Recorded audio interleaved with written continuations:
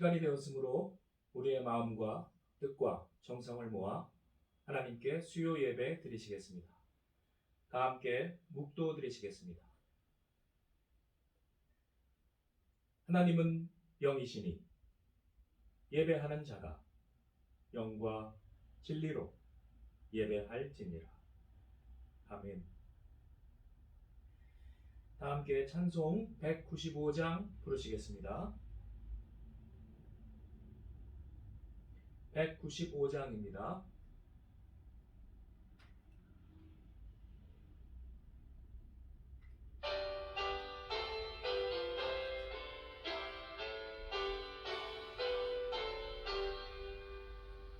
성령이여 우리 찬송 부를 때 진심으로 찬양하게 하소서.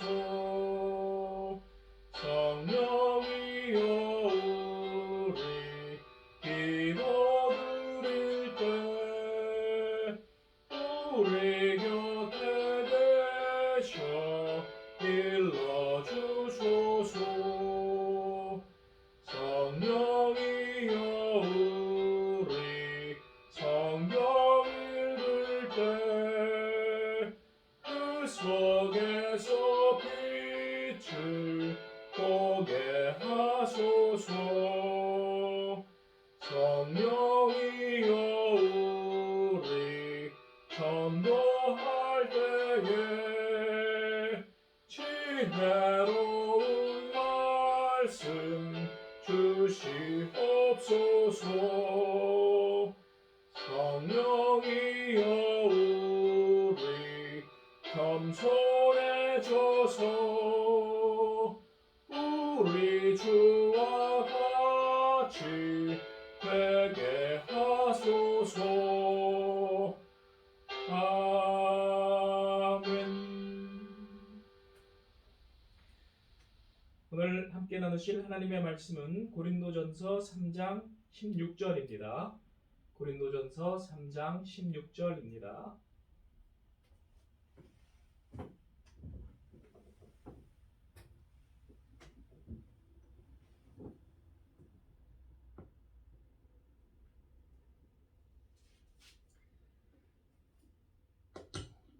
고린도전서 3장 16절 다 찾으신 줄 알고 합독하시겠습니다. 너희는 너희가 하나님의 성전인 것과 하나님의 성령이 너희 안에 계시는 것을 알지 못하느냐. 아멘.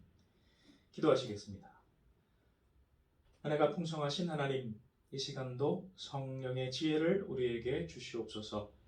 하나님의 말씀을 올바로 분별하게 하옵시며 또 그 말씀 따라 순종할 수 있게 도와주시옵소서. 우리 주 예수님의 이름으로 기도드리옵나이다. 아멘. 어제만 해도 몸이 그렇게 안 좋아서 오늘 녹화할 수 없을 거라고 생각을 했습니다. 그래도 조금 나아져서 예배는 또 꼭 지키고 싶은 마음이 있어서 이렇게 수요 예배를 녹화하게 되었습니다. 그러나 간단히 하도록 하겠습니다. 오늘 구역 공과 38과에 내주하시는 성령에 대해서 우리 함께 말씀을 나누시도록 하겠습니다. 오늘 본문 말씀은 우리가 하나님의 성전이고 하나님의 성령이 우리 안에 거하신다고 말씀하고 있습니다. 성전이라는 표현도 쓰고 고린도전서 3장 9절에는 하나님의 집 또 밭이라는 표현도 쓰고 있습니다.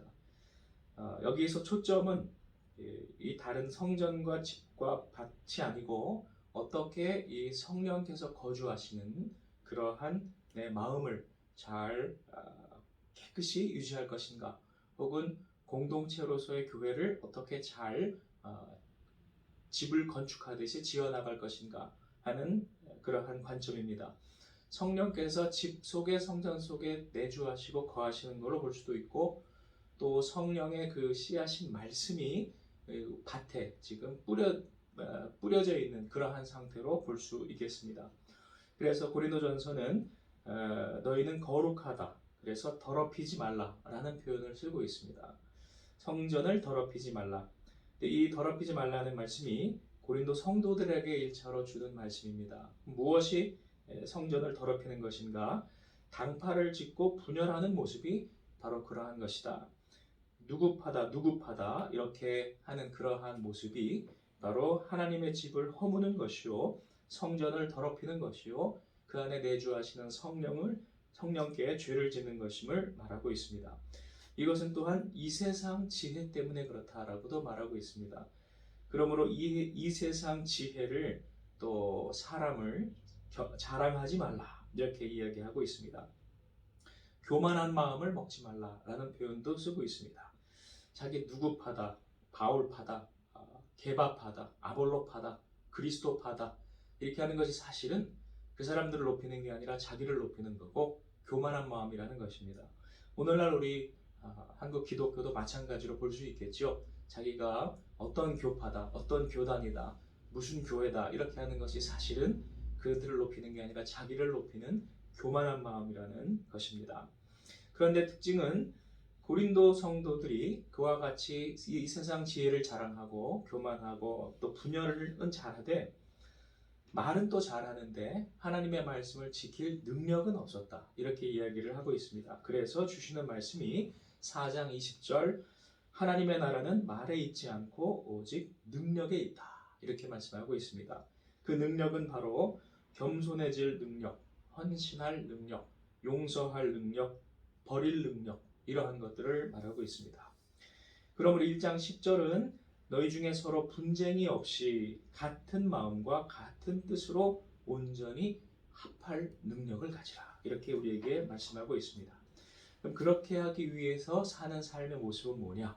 바울 자신이 그 본을 보여주고 있는데 4장 11절 12절에 보시면 줄이고 목마르고 헐벗고 매맞고 정처 없고 일하고 자기 손으로 일을 해야 하고 모욕당하고 이러한 삶을 살았다는 것입니다.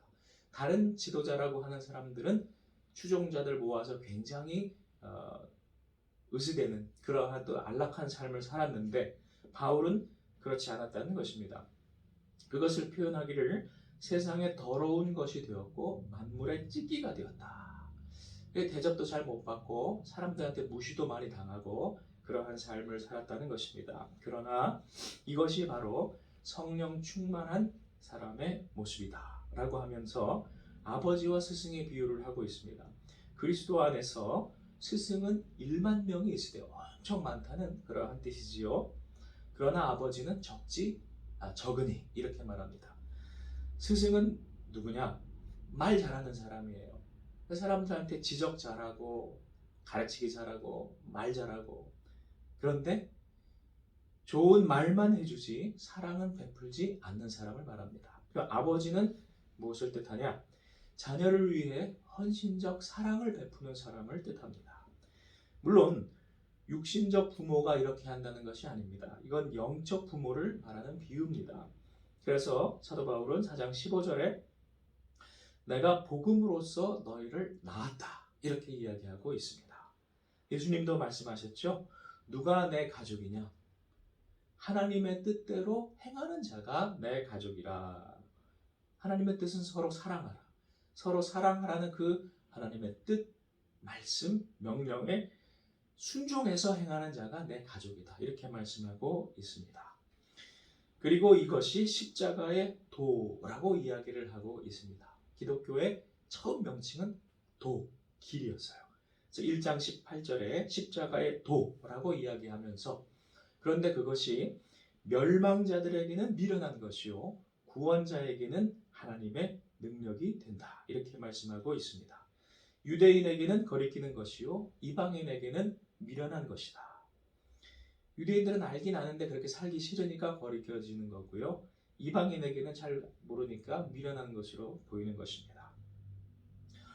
세상의 명예와 부귀를 원하는 사람들에게 자꾸 버려라, 내려가라 이렇게 가르치면 매우 듣기 싫겠죠. 그래서 십자가의 도가 바로 멸망자들에게는 미련한 것이요 거리끼는 것이라고 말씀하고 있습니다.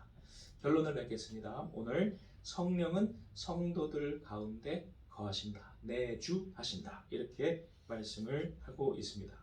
여기서 성도 혹은 성도들은 성령이 거하시는 집이 되고 또 성전을 잘 지어야 할 의무가 있습니다. 밭이라고 비유를 한다면 밭을 잘 가꿔서 그 안에 뿌려진 그 씨앗을 자라게 해서 열매 맺어야 할 의무가 있습니다. 성령의 열매를 맺어야 할 의무가 있습니다. 그것은 첫째, 성령이 도우셔야 되고 둘째, 그 성령의 음성에 우리가 순종해야 됩니다. 그래서 성령과 또 우리의 순종이 합하여져서 하나님 나라를 이룰 수 있습니다. 우리 힘으로는 할 수 없으되 오직 성령이 임하시면 권능을 받는다. 그 권능은 참 지혜를 깨닫는 권능, 또 성령의 전도를 하는 권능입니다.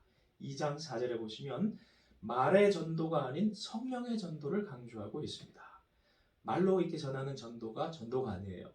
성령의 전도, 행함의 전도, 섬김의 전도가 전도인 것입니다. 초기 선교사 시절에 그때의 전도가 바로 성령의 전도였습니다. 오늘 내주하시는 성령의 음성을 우리 잘 듣고 순종하고 그래서 하나님의 나라, 하나님의 집을 잘 짓고 성령의 열매 많이 맺는 저 여러분 되시기를 축원합니다. 기도하시겠습니다. 하나님 감사합니다. 오늘도 우리가 예배를 드릴 수 있게 해주심을 감사합니다.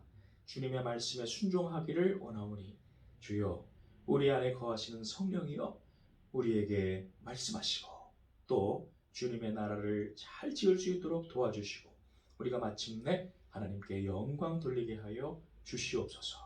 우리 주 예수님의 이름으로 기도드리옵나이다. 아멘. 함께 찬송 540장 부르시겠습니다. 540장입니다.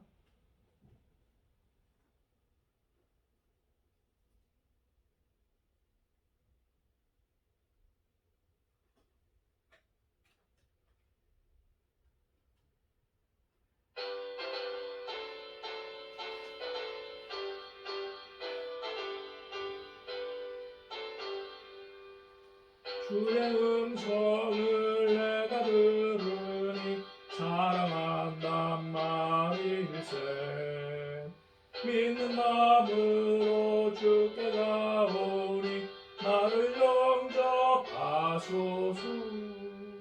내가 매일 십자가 앞에 더 가까이 가오니 구세주의 고백 비로소 나를 정케 하소. 4절 부르시겠습니다. 우리 구주의 넓은 사랑을 증량할 자 없으며 주가 주시는 참된 기쁨도 헤아릴 수 없도다. 내가 매일 십자가 앞에 더 가까이 가오니 구세주의 흘린 고백 비로소 나를 정케 하소서.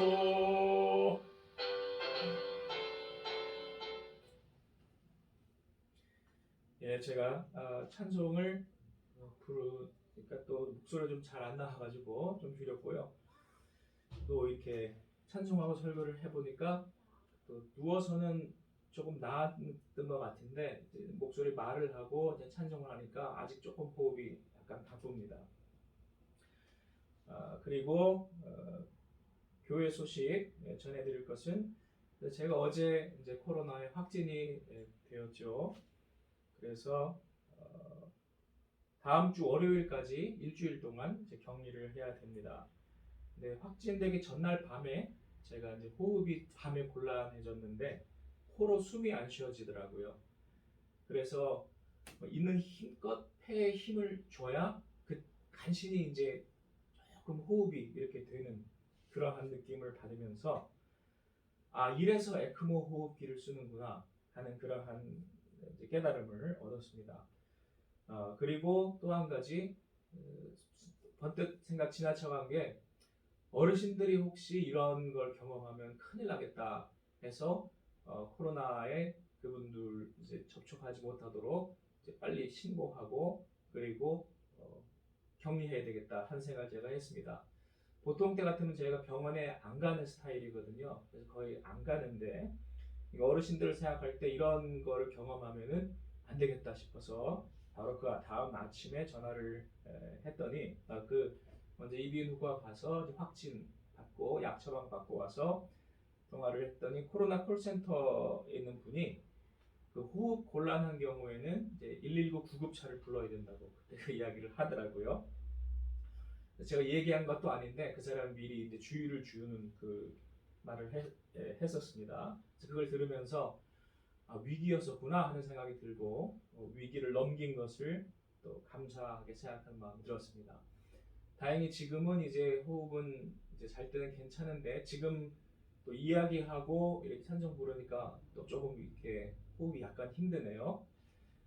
지금은 일반 독감 증세들만 이제 있습니다. 그래서 컨디션은 사실 좀 안 좋아서 어제 생각으로는 오늘 수요 예배는 못 드리겠다 해서 여러분들에게 문자를 드린 거고 주일 예배라도 회복되어 가지고 유튜브 예배 녹화해야겠다 생각을 했는데 오늘 다시 조금이라도 이렇게 일어서고 또 말할 수 있을 것 같아 가지고 예배는 어떻게 해서라든지 간략하게라도 드리고 싶다는 생각에서 그렇게 녹화를 하게 됐습니다.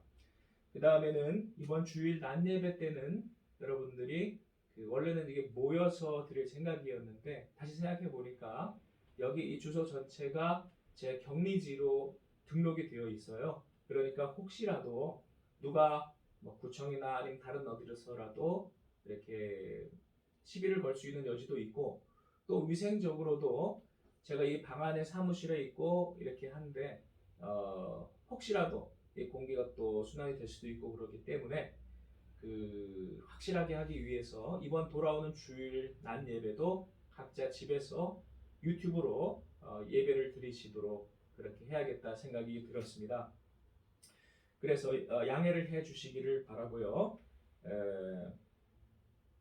이번 주 청소이신 분들 최지영 집사님, 심영민 권사님은 다음 주로 연기합니다. 이번 주 청소는 제가 직접 할게요. 토요일에. 왜냐면 제가 여러 가지 닿은 것도 있고 그러니까 직접 제가 청소를 해야 되겠습니다. 그래서 소독을 좀 하겠고요. 한 주씩 청소하신 분들은 미루고요.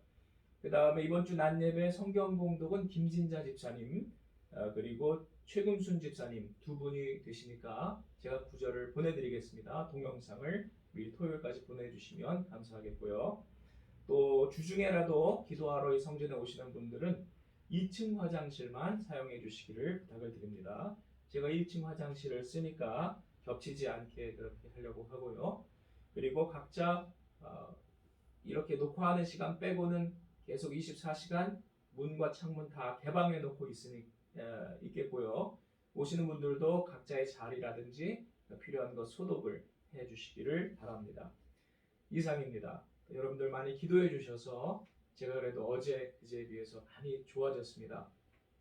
또 더 주말에는 더 좋아질 거라고 또 믿습니다. 이상입니다.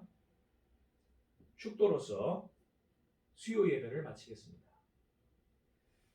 지금은 우리 주 예수 그리스도의 십자가의 은혜와 하나님 아버지의 극진하신 사랑과 성령님의 감화 감동 역사하심이 오늘 성령의 참된 성전으로 집으로 우리 깨끗이 건축하고 짓기를 원하는 결심하는 우리 위에 함께 하시기를 축원하옵나이다.